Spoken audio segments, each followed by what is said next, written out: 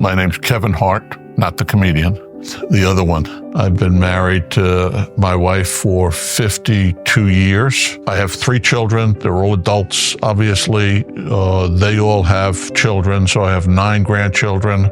Everybody lives within 2 miles of Grandpa. You ask me about hobbies, my favorite thing is spending time with my grandchildren, with my wife and my grandchildren, and my second favorite thing is golf. We went shopping. My wife needed eyeglasses. We went to a little town north of here. While we were in the store, I felt very dizzy. And I just thought if I sat for a couple of minutes, I'd be fine.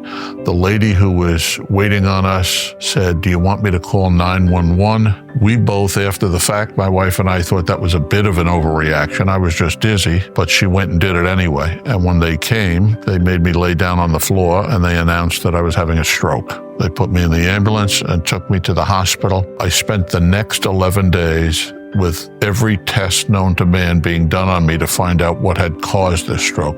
It was very minor. There were no side effects other than I had a little bit of a speech problem. Between my general practitioner, who was a nephrologist by trade, and Dr. Barakat, who supervised all of these tests and did the analytics on all of the tests, they discovered that I had a tumor in my heart, and that created this issue that caused the stroke.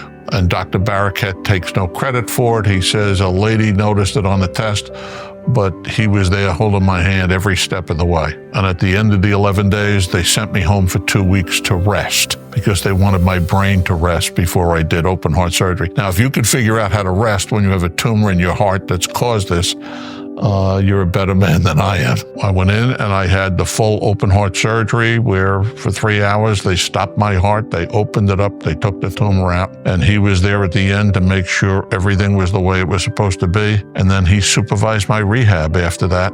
I remember one day in particular during the rehab, which was done right at the hospital where you had to walk around this track. They did all the blood pressure and everything in advance, and it was 7:30 in the morning, and they said, "These numbers aren't good. We have to call Dr. Barakat before you begin." And I'm thinking, there's no way you're going to get him at 7:30 in the morning. And they called him, and he answered, and he changed my medication over the phone and told me to come home and come back the next day for the rehab, and I went back the next day. And I have not had one single step back since that point, and that's now 10 years and 4 months, 5 months ago. It was the first and only time I have ever been in a hospital in my life. I was not experienced, and he made it relatively painless experience. He's not only my favorite doctor, but my family loves him too.